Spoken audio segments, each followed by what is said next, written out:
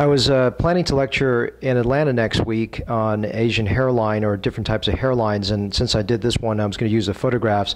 I thought I'd go ahead and do a video on this to detail exactly what my thought process was during the design. So let's start with the macro hairline, which is the general shape of this hairline.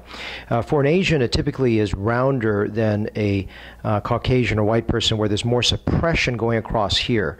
This angle tends to go further back, and a little different from an African hairline that tends to be flatter going across this way. So that shape is very different to begin with in terms of design.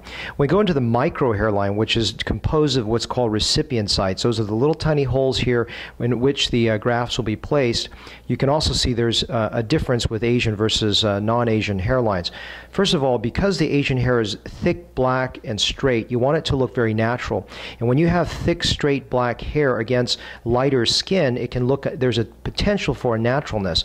So what you want to do is definitely try to create a very soft look to the hairline. So these little sites here are the one hair grafts. There are 4 rows of one hair grafts, so almost double the number of rows that you would do in a fair-skinned white person with less color contrast ratio from their hair to their scalp.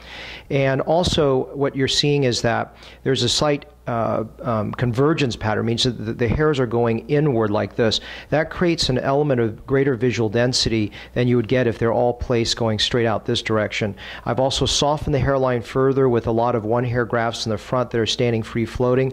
Those are known as sentinel hairs.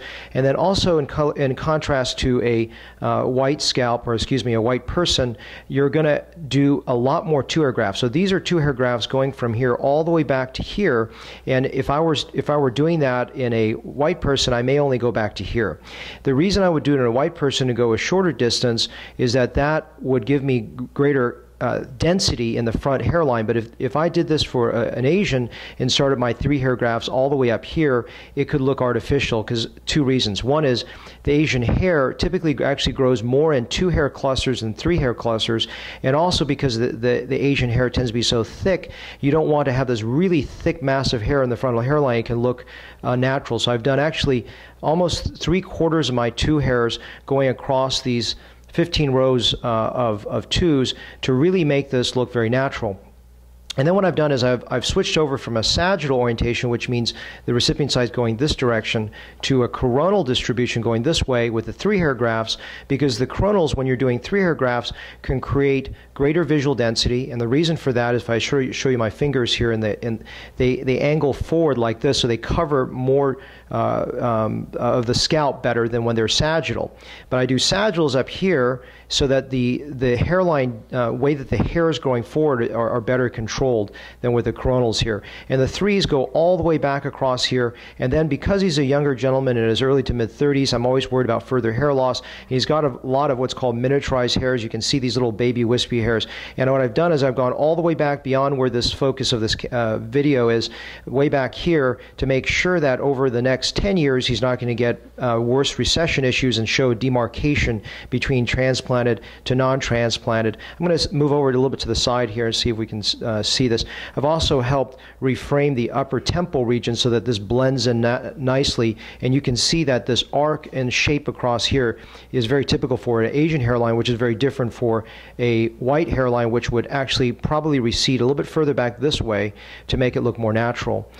So these also, a couple more points that are just sort of general that are not really specific to the Asian hairline, but I think it's one of our hallmarks of what we do here, is these recipient sites are very, very tiny. That causes less tissue trauma to the scalp. It also means that also allows me to place them much closer together and allows to get a greater visual density.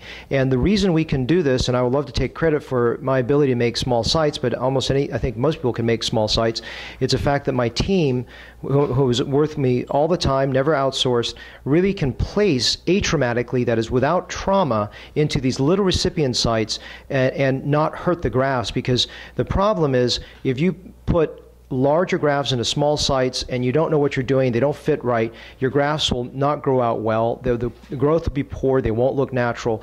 All those things are things that are not part of this video. We're just talking about just recipient site creation here and sort of the design pattern. And one of the passions I have, the reason I love doing this hair work, is that this is not the same pattern every time. And I wanted to do this because I haven't done a video for quite a while, and I wanted to have you understand, especially in contrast against other ethnicities, what is the difference with the Asian hairline, why we design it that way. Another thing we've also done is we've already injected the PRP and the A cell. That stands for platelet-rich plasma, and A cell is a type of porcine bladder matrix, and what that does is, like, the easiest way I describe it is like fertilizer. It helps the hair grow tremendously better, more consistently, and we do that in every case, no matter what ethnicity or gender. So that's just a short summary of the macro and micro hairline design after just completing this for an Asian hairline.